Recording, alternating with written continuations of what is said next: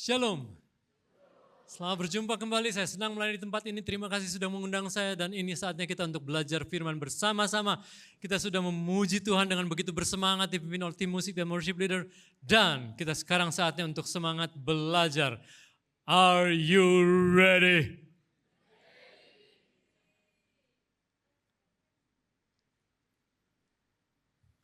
Kita akan belajar mengenai growing in integrity dan Anda sudah mendengar khotbah-khotbah yang baik sekali mengenai growing in integrity dan sekarang kita akan belajar mengenai integrity, my identity in parenting.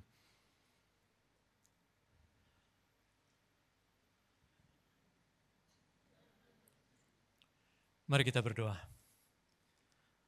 Tuhan Allah Bapa, kami sungguh bersyukur dilayakkan untuk memuji nama-Mu. Entah Engkau begitu tinggi dan besar, begitu agung dan mulia. Kami begitu kecil dan tidak berharga. Kami seperti debu, tapi kami diperbolehkan meninggikan, memuji nama-Mu. Kami bersyukur untuk kesempatan indah seperti ini. Dan kami mau menyiapkan hati kami untuk belajar lagi dari firman-Mu. Kiranya Roh Kudus berbicara di setiap hati kami. Baik hamba yang berbicara maupun kami semua yang mendengar, kami sungguh berserah kepada kuasa Roh Kudus. Demi nama Tuhan Yesus kami berdoa dan kita semua katakan amin.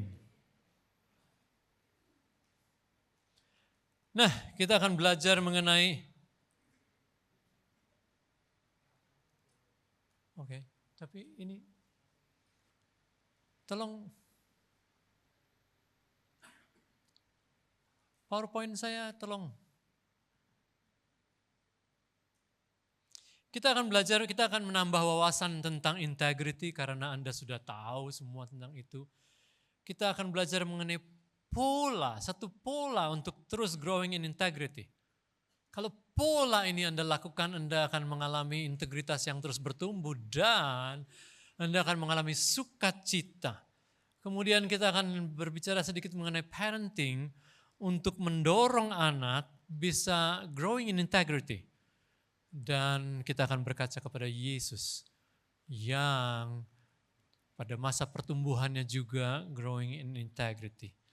Nah, sebelum kita membahas semua itu, kita mari amati dulu gambar-gambar berikut ini dan kita berkaca kepada pengalaman hidup kita waktu sekolah dan kuliah.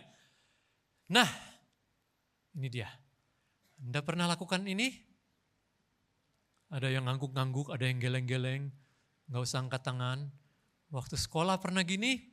Anda yang sudah berkeluarga ataupun Anda yang masih sekolah, ada yang pernah lakukan gini? Waduh, ingat masa lalu gak nih? Ada yang pernah pakai cara ini? Waduh, udah dapat kisi-kisi, gak tahu bener gak tahu enggak nih kisi-kisinya nih. Gitu ya. Ada yang pakai cara gini? Aduh, ditulis ya. Ada yang waktu COVID caranya gini? Wah, gitu ya. Nah, di India dan di Cina mereka lakukan strategi ini. Wah, supaya fokus ya.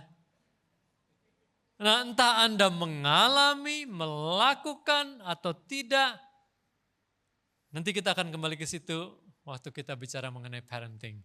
Tapi kita akan menambah wawasan tentang integrity. Pertama adalah dari perjanjian lama, artinya adalah kondisi tanpa celah. Integritas itu adalah lengkap, sempurna, tulus, sehat, jujur, utuh.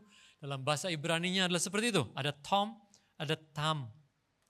Penuh, sempurna, tidak terbagi. Dan Nuh di Kejadian 6 ayat 9 disebutkan sebagai seorang yang benar dan tidak bercela. Itu dalam bahasa Ibraninya adalah taumim. Dari tam itu, taumim, tidak bercela. Bayangin ya, dia satu orang dipilih dari begitu banyak orang, dipilih untuk selamat masuk di dalam bahtera itu. Orang-orang lain enggak diselamatkan. Tapi dia dan keluarganya, karena dia seorang yang tamim, berintegritas, tanpa celah, dan dia mengajarkan kepada anak-anaknya. Makanya anak dan mantunya boleh ikut di dalam bahtera itu. Sampai waktu membangun bahtera, lama sekali di atas gunung, ditertawai orang, tapi enggak masalah karena dia adalah orang yang berintegritas dan dikatakan di ayat itu dia hidup bergaul dengan Allah. Semakin bergaul dengan Allah, semakin tamim, semakin tidak bercela, semakin benar.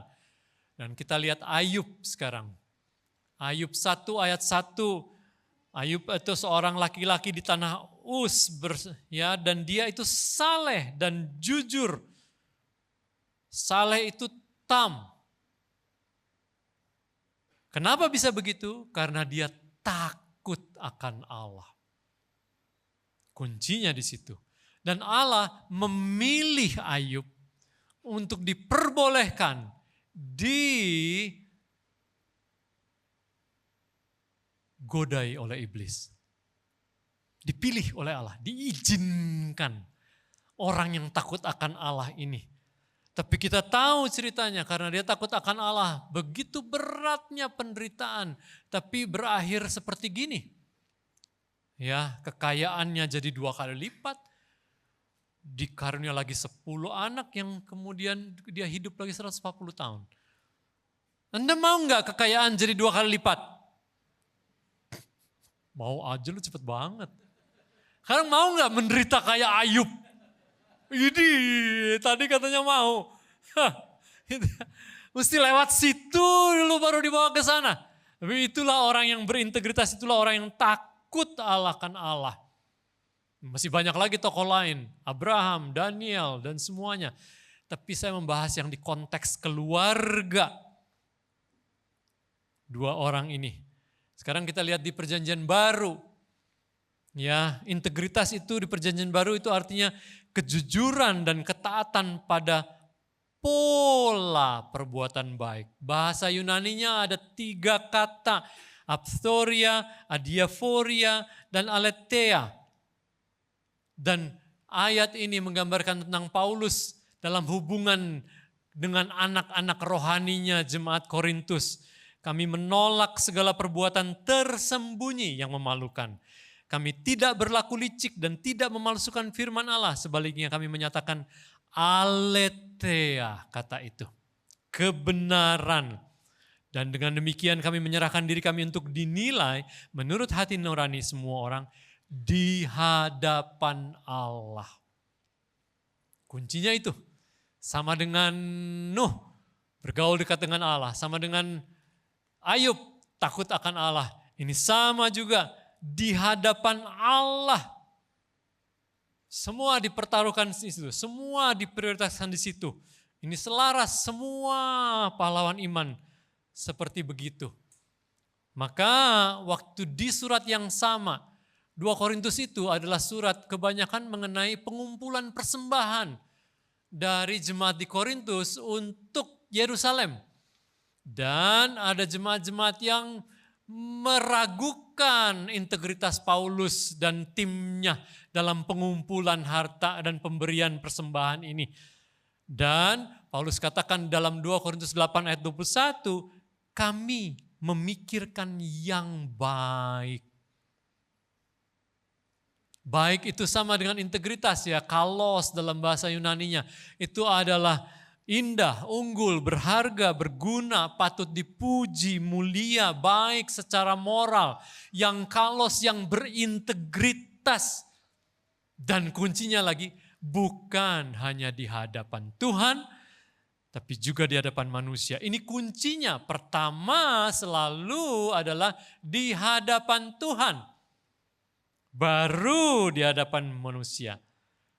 Jika demikian urutannya, integritas itu akan senantiasa terjaga. Karena kita mikirin Tuhan lebih dulu. Bukan mikirin kitanya. Bukan personal branding namanya, personal branding. Saya pernah diminta sebagai konsultan ya, memberikan training mengenai personal branding di perusahaan pemerintah yang besar sekali. Saya nggak mau karena itu nggak sesuai dengan keyakinan saya. Jadi kita nyanyi lagu, ini bukan tentangku, bukan, ini tentangmu. Segala hidupku adalah tentangmu. There is no such a personal branding. I'm not branding in the marketplace. Enggak, saya enggak jualan diri saya. Saya enggak pengen dipandang lebih hebat karena personal branding saya kuat. Enggak, saya memikirkan apa yang baik. Pertama, di hadapan Tuhan. Kedua adalah di hadapan manusia. Maka dari situ kita masuk polanya. Polanya gimana untuk terus growing in integrity? Nah, saya mengambil dari referensi Efesus. Efesus 4-6. Kitab Efesus indah sekali. Efesus 1-3 mengenai bagaimana kita diselamatkan. Kita yang tidak layak, kita yang sudah di dalam dosa, diterima oleh Allah. Diterima di surgawi, dipenuhi dengan berkat surgawi sejak sekarang ini. Dan kita diberi jaminan Roh Kudus. Ada jaminan. Nah, Efesus 4-6 itu bagaimana kita hidup mengisi hidup yang telah diselamatkan oleh Tuhan melalui Yesus. Bagaimana mengisinya ini? Menurut ini, nanti Anda baca ayat-ayatnya di situ ya, di rumah ya. Apa peran kita dalam hidup? Ada 5 peran yang disingkat dalam 5P untuk memudahkan Anda. 1, as a person. Kedua, as partner. Ketiga, as parents. Keempat, as provider. Kelima, as proclaimer. 5 ini peran dan tanggung jawab kita. Nah, 1, 2, 3, 4, 5. Orientasinya kemana? Dedikasinya kemana?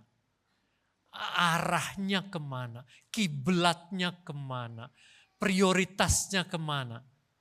As a person, sekarang dalam bahasa Indonesia ya 5P dalam bahasa Indonesia. Person adalah pribadi, bahasa Sundanya pribados. Eta cek Sunda nama pribadosnya. Pribados, pribadi sama. Partner apa? Pasangan. Parents apa? Papa mama. Ya, biar tetap kan 5P. Ya, provider apa?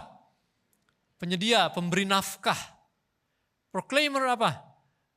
Pewarta, pelayan Allah. Kita ada dalam peran-peran itu. Sebagai pribadi, kita bertanggung jawab, berorientasi kepada Tuhan. Hubungan kita dengan Tuhan. Apakah kita menanti-nantikan Tuhan dalam setiap situasi, dalam setiap kondisi. Kata menanti-nanti di dalam Yesaya 40:31 itu enggak pernah pasif.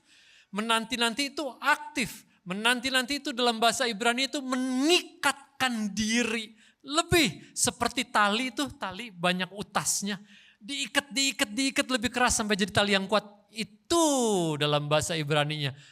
Kata menanti-nanti, kita menanti mencari Tuhan, mencari firman Tuhan, mencari janji Tuhan, menghafalkan firman Tuhan, menyimpannya dalam hati. Itu menanti-nanti, itu tanggung jawab kita sebagai pribadi.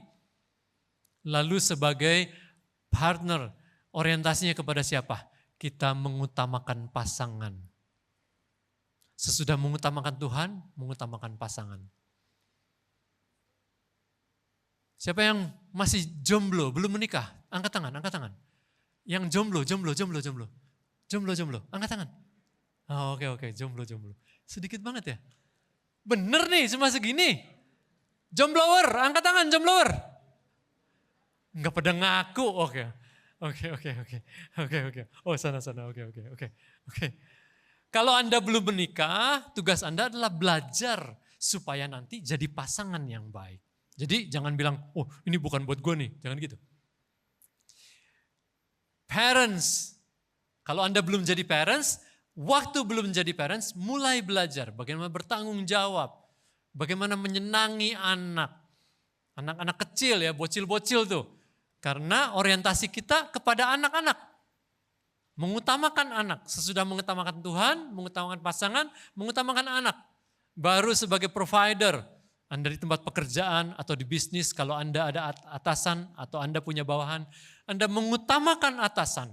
Kalau Anda punya atasan, Anda bekerja punya atasan, saya selalu berkata, training saya di banyak perusahaan, saya selalu berkata, Anda jadikan salah satu tujuan dalam pekerjaan Anda, membuat atasan Anda sukses. Mendukung dia sepenuh hati, apapun pekerjaan Anda. Kalau Anda atasan, Anda punya tugas, Anda punya tanggung jawab, membuat bawahan Anda berkembang dan sukses. Waktu Anda membuat dia berkembang dan sukses, Anda bersuka cita. Dan di dalam Efesus 6 kita berperang dengan seluruh senjata Allah, kita mengutamakan jiwa-jiwa. Jadi orientasi kepada siapa yang gak ada di sini? Diri sendiri. Etika Alkitabiah tidak pernah mengajarkan kita mengutamakan diri sendiri. Enggak ada. Pengajaran sekarang, postmodernism, selalu mengutamakan diri sendiri. Mengutamakan kebahagiaan diri sendiri. Itu namanya self-love. Enggak ada self-love di Alkitab. Self-love itu tidak Alkitabiah. Dalam Markus 12 ayat 30-31, inilah kedua hukum yang utama. Yang pertama adalah kasihlah Allahmu dengan segenap kekuatanmu, segenap akal budimu, segenap jiwamu, segenap semuanya. Itu yang nomor satu. Dan hukum yang kedua yang sama penting dan itu adalah kasihlah sesama manusia. Itu yang nomor 2-5. Dikatakan seperti dirimu sendiri. Tapi enggak ada perintah untuk kasihilah dirimu sendiri. Karena engkau diciptakan menurut gambar Allah, engkau dan aku menurut gambar Allah. Sudah ada kasih itu kepada diri sendiri. Kita tidak akan mencelakakan diri sendiri karena gambar Allah tidak akan melakukan itu. Maka dengan gambar itu kita diperintahkan untuk pertama mengasihi Allah dan kedua mengasihi sesama manusia. Dan waktu Anda melakukan ini, Anda akan sangat sukacita dalam kehidupan. Apapun kondisi Anda, mudah atau sulit, berhasil atau lagi gagal, sukses atau lagi berjuang, Anda akan tetap sukacita waktu ikuti pola ini. Karena Anda berintegritas. Satu, di hadapan Allah. Kedua, Anda mengutamakan manusia lain. Dan prioritasnya berjalan dari atas ke bawah. 1, 2, 3, 4, 5. Di P1, 2, 3, 4, 5 mana yang sering terbalik? Nomor berapa ke berapa yang sering terbalik? Berapa? 3 dan 2. Ya anak-anak jadi di atas pasangan. Gak bisa. Anda akan mengalami masalah-masalah yang sebetulnya tidak perlu timbul. Waktu Anda lebih mengutamakan anak daripada pasangan. Nah ini naluri emak-emak. Karena emak-emak udah hamil 9 bulan begitu sulit. Waktu dia lahir langsung mengutamakan anak. Suami ya cari sendiri deh makanan. Lu mah udah tahu apa yang lu suka. Ini mah gue fokusnya di anak nih, penting nih. Gak bisa gitu. Ya, 2 dan 3 sering terbalik. Sekarang berapa lagi yang sering terbalik? Nomor berapa di atas nomor berapa?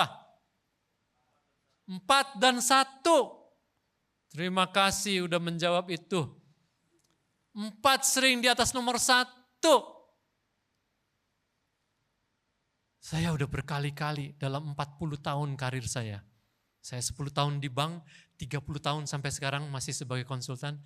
Saya udah berkali-kali Tuhan minta salah satu lini bisnis saya stop. Salah satu lini bisnis saya stop. Enggak cuma sekali. Waktu Tuhan minta, itu Tuhan yang kasih. Saya waktu berhenti dari bank tahun 96, 1 September. Setelah 10 tahun saya berhenti karena Tuhan suruh berhenti.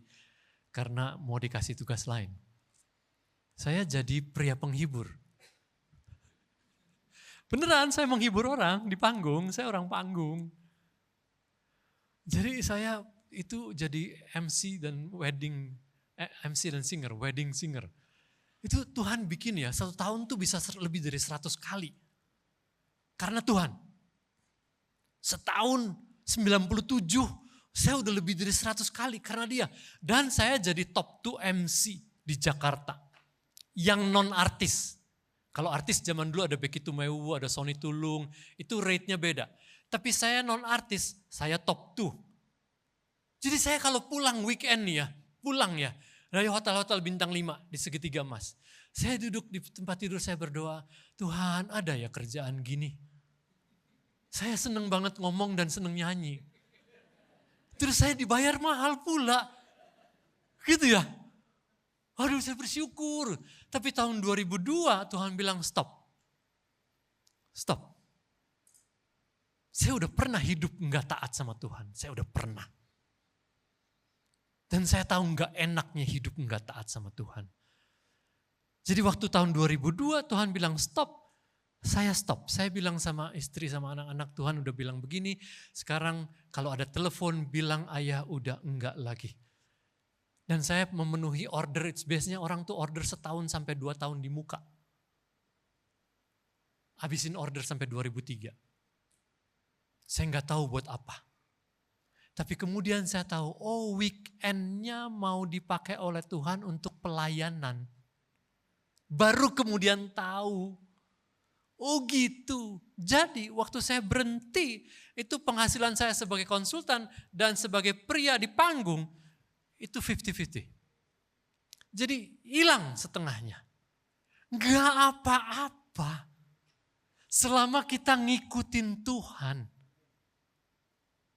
Saya masih hidup sampai sekarang. Dicukupkan karena kemudian Tuhan buat konsultan saya terus melayani perusahaan-perusahaan dan bank yang besar-besar. Yang saya tahu kalau saya sendiri marketing and selling myself, enggak akan segitunya. Enggak akan segitunya. Tapi Tuhan buat begitu. Karena nomor satunya sebagai pribadi saya udah diajar untuk mengutamakan Tuhan. Tuhan suruh apa? Lakukan. Ada juga orang-orang di pelayanan yang membalikkan antara nomor 5 dan 1 atau mencampurkan antara P ke-5 dan P ke-1. P ke-1 itu beda sekali dengan P ke-5. Anda bisa banyak sekali melayani, tapi enggak hubungan dengan Tuhan itu enggak makin dalam. Pembacaan firman Tuhan enggak makin dalam. Doa-doa enggak makin dalam. Enggak menerima jawaban-jawaban doa dengan jelas. Karena kita pikir nomor 5 itu nomor 1. Saya bertemu dengan orang-orang yang melayani dengan giat sekali. Tapi nomor 2-nya komplain. Nomor 3-nya komplain. Karena merasa waktunya si papa ini direbut oleh pelayanan. Semuanya habis. Karena apa? Karena saya melayani. Dan saya melayani itu di luar rumah. Kalau Anda melayani, Anda mesti pertama melayani di dalam rumah. Anggota keluargamu dulu sendiri engkau layani. Maka urutannya adalah di P3 anak-anakmu menikmati kehadiranmu atau enggak. Atau cuma jemaat Atau orang lain di Komsel yang menikmati pelayanan kita, tapi keluarga kita enggak. Jadi Bapak Ibu, saudara semua, berlatihlah untuk meletakkan prioritasnya di tempatnya masing-masing yang tepat. Dengan itu kita sedang hidup seperti Galatia 2 ayat 20. Namun aku hidup, tapi bukan lagi aku sendiri yang hidup, melainkan Kristus yang hidup di dalam aku. Dan hidupku yang kuhidupi sekarang di dalam daging, masih di dalam daging, adalah hidup oleh iman kepada anak Allah yang mengasihi aku dan menyerahkan dirinya untuk aku. Waktu kita mengalami di bisnis, di kerjaan, dikerjain orang, kalau kita sendiri yang merespon, kita akan reaksi. Lu bisa gitu, gua bisa gini. Lu nipu gua, lu jahat sama gua jahat sama lu. Tapi bukan lagi aku sendiri yang hidup. Kalau Kristus di dalam aku, dan kita tadi nyanyi itu, aku di dalammu, engkau di dalamku. Kristus di dalamku, waktu kita mengalami hal yang gak enak, bagaimana aku merespons dengan iman kepada anak Allah yang telah mengasihi aku dan telah menyerahkan dirinya untuk aku. Kita enggak merespons sendiri, kita meminta respons dari Tuhan. Itulah karena Jesus inside. Dan itulah namanya hidup 220 volt. Danger. 220. Because Galatians 2:20. 220 volt ini adalah hidup 220 volt. Jangan hidup 110 volt. 220 volt. Dan dengan itu kita akan bicarakan parenting. Untuk mendorong anak growing in integrity. Satu, Anda banyak beraktivitas bersama anak. Kalau Anda masih menjadi anak, sekarang Anda anak-anak, kids, preteen, and teen, remaja, youth. Anda investasi lebih banyak waktu sama orang tua. Karena orang tua diserahi tanggung jawab yang luar biasa oleh Tuhan untuk melindungimu, untuk menyampaikan berkat Tuhan kepadamu melalui orang tuamu. Dan saya berpesan kepada orang tua, Anda kurangi waktu di kerjaan, di pelayanan, di bisnis. Kurangi. Kasih kepada nomor 3 dan nomor 2. Anda akan jauh lebih bersuka cita. Istri-istri gak usah nyikut-ikut suaminya. Gak usah. Ini suami udah urusan lagi sama Roh Kudus nih. Udah Roh Kudus yang nyikut-nyikut di dalam situ, gak usah. Gak usah Anda lagi gini-gini, gak usah. Gak usah ya. Oke? Tapi saya selalu berkata kepada teman-teman yang bisnis, lu mau gedein bisnis lu segede apa? Anda yang sedang berkarir, Anda punya karir bagus, bersyukur. Tapi jangan korbankan anak dan istri. Saya sekarang banyak sekali memberikan executive coaching, diberi kepercayaan untuk melatih CEO, BOD, orang-orang yang akan dipromosi jadi BOD mesti lewat coaching ini, one on one. Pertanyaan saya sama, Bapak pulang jam berapa dari kantor? Jam 9 Pak, kenapa? Oke, pertanyaan saya berikutnya, berapa hari seminggu pulang jam 9? Ya 5 hari lah, kan 5 hari kerja. Itu belum lagi Sabtu saya juga sering bawa kerjaan. Dan saya kasih PR sama eksekutif itu. Anda minggu ini 1 hari pulang jam 6. Bisa? Kan saya coachnya, dia pasti bilang, bisa Pak, bisa. Kenapa Pak? Anda jauh daripada yang apa Anda pikirkan, keluarga Anda, melihat umur anak Anda, itu lebih butuh Anda. Kalau enggak, sebentar lagi lewat nih masa pra-remaja dan masa remaja. Anda enggak punya hubungan, Anda akan menyesal. Jadi pulang jam 6, kalau Anda masih banyak kerjaan, bawa kerjaan Anda. Terus Anda di ruang keluarga kerja, ada istri, ada anak. Pertemuan berikutnya saya tanya lagi, udah berhasil? Udah Pak, saya kasih PR lagi ya. Apa tuh Pak? Bisa enggak 2 hari seminggu? Kemarin kan sehari seminggu. Bisa gak? Gitu ya Pak ya? Penting ya? Banget. Kalau Anda tiap hari sampai jam 9, mungkin Anda berhasil. Tapi di dalam ini terjadi kerusakan-kerusakan yang bertahun. Kalau Anda tetap memprioritaskan P1, P2, P3 orientasinya, waktu di P4-nya Anda dengan sukacita, dengan kekuatan yang lebih, Anda akan bisa berkarya lebih baik lagi. Waktu Anda penuh dengan sukacita dari Tuhan, Anda akan butuh waktu yang lebih sedikit untuk menghasilkan hal yang lebih banyak. Saya mengalami di pekerjaan-pekerjaan saya selama 30 tahun ini. Saya mengalami mujizat-mujizat yang Tuhan berikan. Pekerjaan-pekerjaan yang kalau dilihat seharusnya saya nggak dapat itu bidding itu. Kalau dilihat saya nggak bisa terima tuh executive coaching itu. Tapi Tuhan yang berikan kepercayaan melalui perusahaan-perusahaan itu. Dan kita bersuka cita karenanya. Kedua, sharing life. Anda sharing kehidupan Anda. Itu baru bisa integritasnya turun ke anak. Kalau Anda hanya ngomongin, harus gini ya, harus gini ya. Nggak dapet itu. Karena Anda nggak dapet hati anak, Anda nggak bisa kasih values. Nggak bisa integritas itu turun. Sharing life, apa yang di-sharing? Yang tadi itu. Kalau Anda pernah curang di sekolah, saya jagoan dulu. Sampai SMA saya jagoan. Saya bisa ujian di belakang, dapat contekan dari yang paling depan. Sakti enggak tuh? Saya cerita sama anak-anak saya. Anak saya, ternyata ayah enggak kudus-kudus amat ya.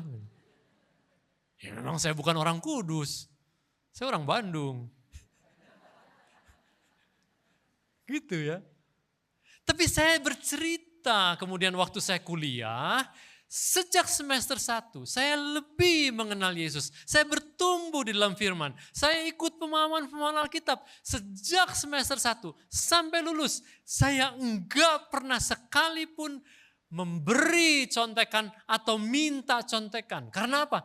Karena bergaul hidup bergaul dengan Allah. Karena takut akan Allah. Dan Allah mencukupkan. Bagian yang kita salah-salahnya kita perlu cerita. Supaya kita membumi di hadapan anak. Tapi bagian pertobatannya kita perlu cerita juga. Supaya kita memperlihatkan bagaimana Allah betul-betul menolong kita. Dan anak kita bisa memuliakan. Jadi you share your life. Yang jelek-jeleknya terutama. Nggak usah detail-detail amat. Diceritain gini lakukannya. Nggak usah. Saya juga banyak gagal dalam hubungan ya. Hubungan boys and girls relationship. Saya banyak melakukan kebodohan waktu saya muda. Waktu saya remaja. Saya cerita sama anak-anak. Supaya anak-anak belajar. Nih yang nggak salah nih gini. Ayah udah melakukan yang jelek-jelek yang gini. Menurut kamu bagus enggak? Enggak. Enak enggak ngalamin yang gitu? Enggak. Jadi pelajaran, kita jadi manusia berintegritas karena kita berani membuka. Nomor 3, ada seorang ayah. Belanja di toko perhiasan. Dia minta buat perhiasan buat istrinya, tapi salah dibuatnya. Dia datang lagi ke situ sama anaknya. Dia marah-marahin tuh si Inci tuh, dia marah-marahin, habis deh. Harus pergi makan sama anaknya umur 10, cewek. Anaknya. Terus anaknya ngomong, papi, kok papi tadi marah-marah kayak gitu sih? Iya, si Incinya salah. Tapi kayaknya gak harus gitu deh marahnya. Terus anaknya ngomong gini, papi harus minta maaf deh sama si Inci. Enggak, dia salah. Kan papi itu udah ngajarin firman sama anak. Terus anaknya bilang, tapi mesti minta maaf deh. Papinya reda hati. Iya ya. Oke deh, habis makan. Terus balik lagi ke sana. Si Incinya ada enggak? Lagi pergi, Pak. Ya udah saya tunggu sama anaknya berdua. Si Incinya datang, Ci minta maaf ya tadi saya. Enggak, saya memang salah. Enggak Ci, saya perlu minta maaf. Ci. Anaknya melihat papanya punya kerendahan hati. Karena kita para ayah, kita para ibu, kita tetap melakukan kesalahan-kesalahan bukan? Kalau kita cukup rendah hati minta maaf di luar rumah dan di dalam rumah kepada anak-anak kita. Integritas kita tuh muncul. Anak kita akan ambil pelajarannya. Jadi nomor 3, memberi kesempatan kepada anak untuk mengoreksi kesalahan kita. Jangan pernah jaim sebagai orang tua di rumah. Gak akan bisa jaim, anak-anak tahu setiap kesalahan kita. Gak usah jaim, gak ada personal branding sebagai parents. Keempat, ada orang tua yang melanggar lalu lintas. Merah dilewat, gak usah angkat tangan, gak usah. Udah mau angkat tangan, gak usah. Saya gak minta.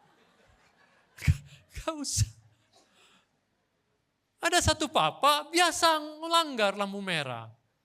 Dia belajar di kelas nih, karakter ketaatan, taat sama peraturan pemerintah semuanya. Dia sadar, dia bertobat, dia berhenti sekarang. Lampu merah berhenti. Waktu dia berhenti, ada suara di mobilnya di belakang. Kok berhenti? Biasanya anak ngalamin ngacir si papi itu. Dan si anak kan merasa normal ya. Dia bilang, kok berhenti? Papinya dengan rendah hati bilang, iya nak, selama ini papi salah. Papi salah. Papi sekarang mau yang benar. Gini cara yang benar. Terus papi itu memberikan kesaksian di kelas berikutnya. Waktu dia taat di aturan-aturan di tempat umum, dia bilang, saya mengalami anak saya jadi lebih mudah taat kepada saya. Anda mau alami yang kedua ini? Bener nih. Jangan amin-amin melulu loh. Anda lakukan yang pertama. Taatin dulu. Taatin dulu. Dalam semua hal. Mami-mami tuh kalau masuk Maret-Maret tuh, Maret-Maret. Mereknya yang bukan April-April ya, Maret-Maret ya. Pintunya ada tulisan enggak? Tulisannya apa? Push, pull, dorong, tarik. Yang dorong ditarik, yang tarik didorong. Terus anaknya baru belajar baca nih, ikut sama mami. Terus dia udah baca dari jauh, dorong. Terus maminya tarik, terus dia bingung. Terus dia tanya, Mi itu kan dorong ya, kok mami tarik? Gak apa-apa. Itu hal-hal kecil kayak gitu yang membuat integritas itu luntur. Dan di dalam parenting itu membuat anak tuh bingung. Kalau ikut mami atau papi kok bisa begitu ya? Satu kali saya dengan 4 anak ya, dengan istri dan 4 anak. Kami jalan di tol Jagorawi. Udah mau bayar tol, mau masuk ke Bogor menuju Sukabumi. Udah jauh sebelum pintu tol itu, macet. Waktu itu masih rumput tuh, bukan beton. Mobil-mobil putar balik, gitu. Saya tanya sama anak-anak saya, menurut kamu ayah akan putar balik enggak? Aku ketawa anak-anak masih kecil. Ya enggak akan, macet loh, macet. Saya bilang gitu. Mau enggak kita menderita? Ya ayah mah enggak akan katanya. Tapi bener nih, ini panas loh, kita macet loh. Enggak akan. Iya, enggak akan. Kita ikutin aturan. Anak-anak udah tahu di keluarga kami akan ikutin aturan. Kalau ada tanda begitu dicoret, ya udah. Artinya jangan putar balik. Tapi papi berkata, enggak apa-apa. Papi kenal premannya. Wow, sakti banget kenal premannya. Ternyata premannya ada di dalam mobil.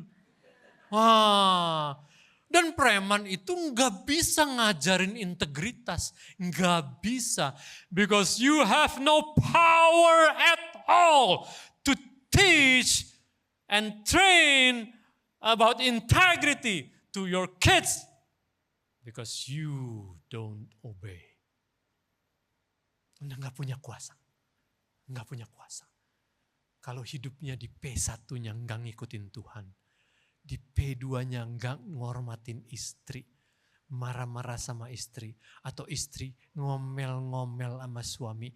You have no power to teach, to train your kids. Anak-anak akan terus melihat. Anda berusaha bersiap mengurangi itu. Siapa siap kurangin ilmu O? Ilmu omelan. Siap mengurangi ilmu omelan? Suami dan anak-anak akan jauh lebih bersuka cita di rumah. Bapak-bapak siap mengurangi penyakit M? Marah-marah. Anak-anak akan bersuka cita di rumah. Dan mengikuti nilai-nilai hidup Anda dan semakin berintegritas. Dan itulah dikatakan minta maaf. Kalau anak bertumbuh jadi pra-remaja, jadi remaja, orang tua yang minta maaf atas berbagai kesalahan kepada anak. Di luaran akan punya power yang lebih, kuasa yang lebih besar. Sukacita yang lebih besar kepada anak-anak. Karena kita lihat Yesus, Lukas 2 ayat 52 kita baca bersama-sama. Dan Yesus makin bertambah besar dan bertambah hikmatnya dan besarnya. Dan makin dikasihi oleh Allah dan manusia. Yesus waktu bertumbuh kembang makin berhikmat, bukan aja makin besar di dalam tubuhnya, fisiknya. Tapi bertambah hikmatnya. Dan ketika dikasihi, itu sama dengan Nuh, sama dengan Ayub, sama dengan Paulus. Dikasihi terlebih dahulu oleh Allah. Dan kata dikasihi ini dalam bahasa Yunani artinya disukai, diperkenan, dan dalam anugerah Tuhan. Dan kita akan bertumbuh dalam integritas. Kita akan naikkan pujian ini sembari memikirkan apa yang akan kita lakukan. Bagaimana kita bertumbuh di dalam integritas.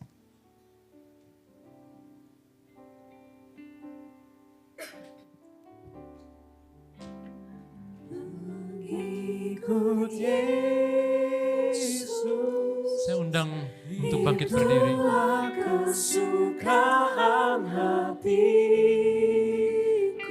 Amin. Ku lepas semua hakku untuk mengenal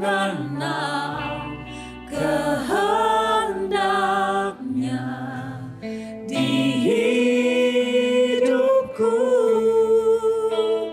mengiring Yesus. Itulah kekuatan hidupku. Ku yakin anugerahnya mampu jadikanku hamba yang berkenan selalu Mengikut Yesus. mengikut Yesus. Itulah kesukaan hatiku. Ku lepas semua hakku untuk mengenal kehendaknya di hidupku, mengiring Yesus.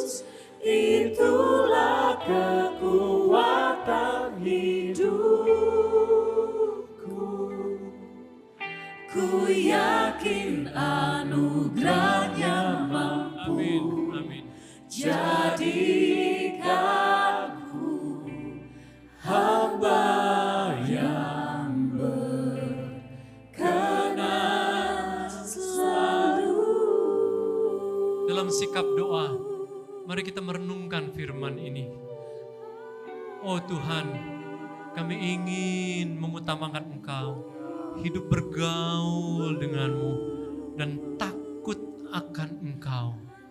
Supaya kami growing in integrity. Dan kami bisa melakukan peran-peran seperti yang Engkau mau.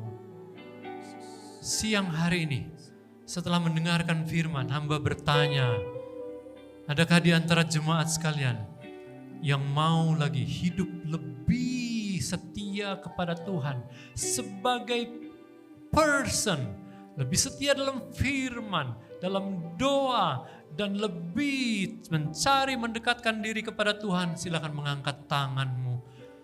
Amin, haleluya. Tuhan, Kau lihat tangan yang terangkat. Tuhan, tolong setiap hamba-Mu untuk hidup lebih setia kepadamu, mengutamakan Engkau senantiasa. Terima kasih. Saya bertanya, adakah ingin menjadi pasangan yang lebih baik untuk istri dan suaminya, lebih mengasihi dan lebih tunduk kepada pasanganmu? Silakan mengangkat tangan. Haleluya. Amin, amin.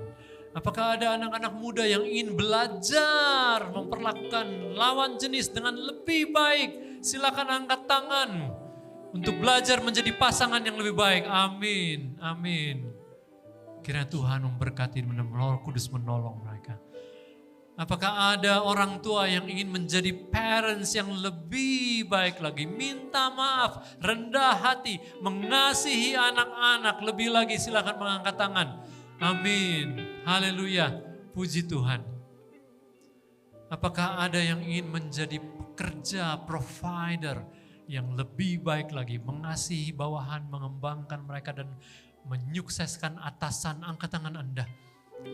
Kami bersyukur Tuhan untuk tangan-tangan yang terangkat. Tuhan tolong berkati dan beri kekuatan baru buat mereka. Pertanyaan terakhir adalah, adakah yang ingin lebih setia melayani Tuhan, mengasihi jiwa-jiwa dan melakukannya seperti untuk Tuhan? Mari angkat tangan saudara. Puji Tuhan, puji Tuhan. Haleluya. Turunkan tangan Anda, mari kita berdoa. Tuhan Allah Bapa, Engkau melihat setiap tangan yang terangkat dan hati kami angkat untuk menghormati Engkau. Bukan hanya di ruang ibadah seperti ini, bukan hanya saat kami melakukan puji-pujian dengan semangat yang menyala-nyala, tapi pada waktu kami kembali kepada kehidupan kami, di rumah, di keluarga, di tempat pekerjaan kami, saat kami melayani, disitulah kami semangat menghormati, mengutamakan Tuhan. Dan kami tahu sukacita Tuhan akan memenuhi kami. Berkat-berkat Tuhan akan memenuhi kami.